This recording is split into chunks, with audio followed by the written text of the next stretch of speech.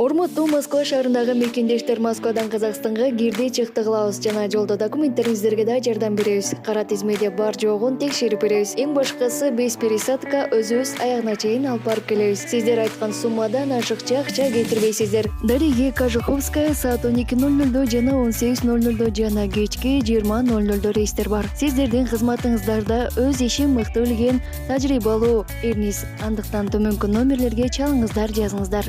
89296 544 564 89250 171 616. Биз ар дайым сиздердин кызматыңыздарда 24 саат бою байланыштабыз.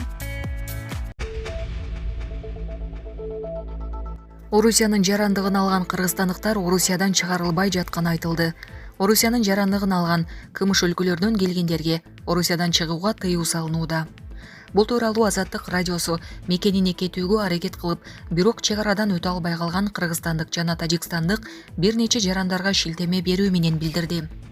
Орус чек арачылары мага: "Сен мобилизациялык тизмеге кирдиң. Бул мыйзам 12 февралга чейин чет өлкөгө чыгууга укугуң жок" деп сылык түшүндүрүштү деген Орусиянын жарандыгын алгандардын бири. Башка булактардын айтымында Орусиянын жарандыгын алган мигранттар чакыруу кагаздарын алышат. Ошондой эле алар военкоматтарга сүйлөшүүгө чакырылып, куралдуу күчтөрдөн качкындар катуу жазаланарын түшүндүрүшөт.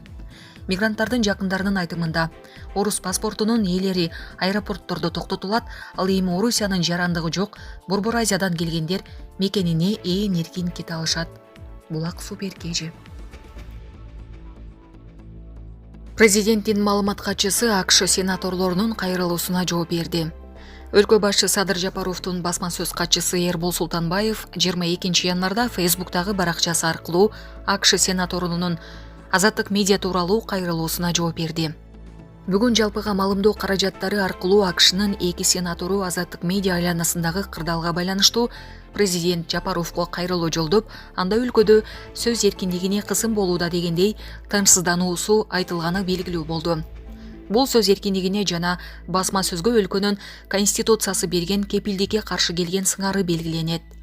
Азаттык медианын ишин 2 айга хостинг провайдер менен токтотуу чечимин 2022 жылдын 14-17 сентябрында Баткен облусундагы окуялар тууралуу анык эмес маалымат бергендигине байланыштуу Маданият, маалымат, спорт жана жаштар саясаты министрлиги кабыл алганын эске салгыбыз келет. Бул чечимди кабыл алганга чейин министрлик Азаттык медиа редакциясына бир нече жолу кат жөнөткөн. Өз укугун пайдалануу менен сайттын иши иштеп жаткан мыйзамдарга ылайык токтотулган. Башкача айтканда, бул атайын чара эмес. Анык эмес маалымат таратууга тыюу салган өлкөнүн иштеп жаткан мыйзамын бузууга карата реакция болгон. Кыргызстан көз карандысыз медиалар толук кандуу иштөөсүнө бардык шарттары бар эркин демократиялык өлкө. Дагы бир жолу кайталайм, бардык үчүн жалгыз талап иштеп жаткан мыйзамдарды сактоо деп жазды Султанбаев. Белгилей кетсек, Кыргызстандын Маданият, маалымат, спорт жана жаштар саясаты министрлиги былтыр 26 октябрда Азаттык медиа мекемесинин веб-сайтын бөгөттөө чечимин чыгарган, кийин аталган чечим дагы узартылган. Булак супер кежи. Каржы министрлиги былтыр айлык акы 200%га чейин жогорулаганын билдирди. 2022 жылы өлкөдө айлык 200%га чейин жогорулады. Бул тууралуу Каржы министрлигинин басма сөз кызматы билдирди. Маалым болгондой, жалпысынан эмгек акыларды жогорулатууда кошумча жылдык керектүү 32 миллиард 200 миллион сомду түзгөн.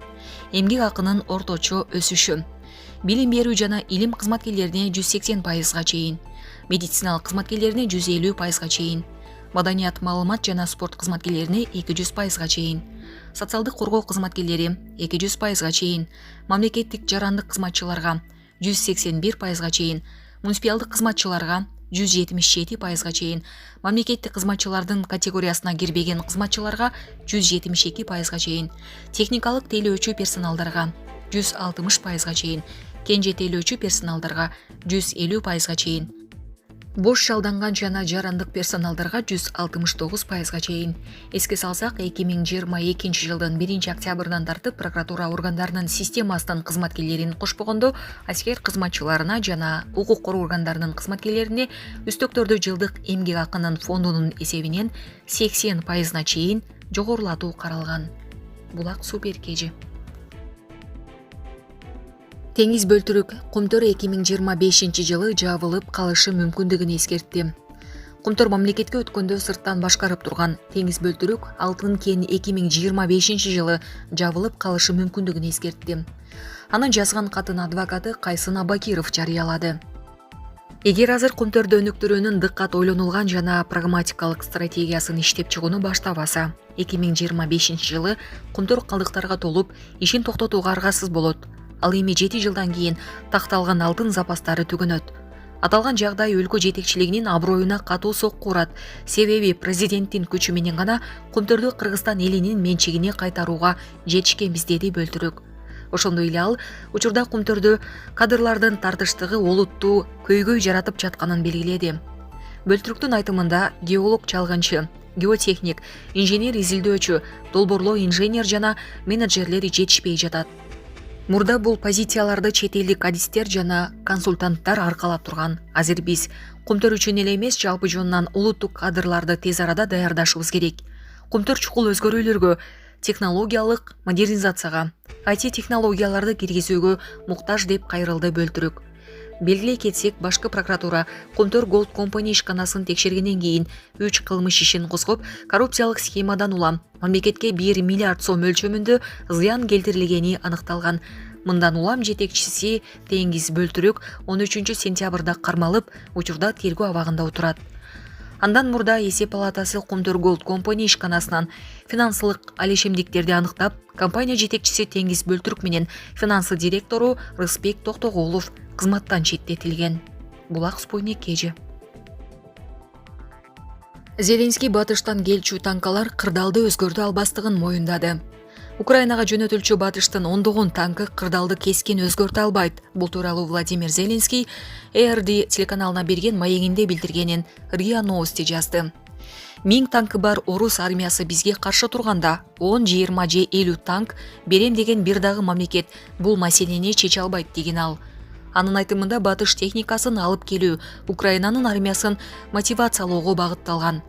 Киев бийлиги бир нече айдан бери чабуул коюучу операциялар үчүн аларга сооттолгон машиналарды бөлүп берүүнү талап кылып келет. Улуу Британия Украинага өзүнүн Challenge 2 учактарын берүүнү убада кылса, Вашингтон Абрамс өткөрүп берүүнүн эч кандай пайдасы жок экенин билдирди.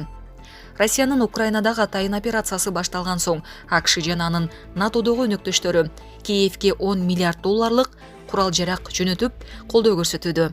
Москва өз кезегинде батыштан курал жөнөтүп жаңжалды создуктуруп жатканын, аларды ташыган транспорттун бардык түрү Россия армиясы үчүн мыйзамдуу бутага айланарын бир нече жолу эскерткен. Булак Спутник KG.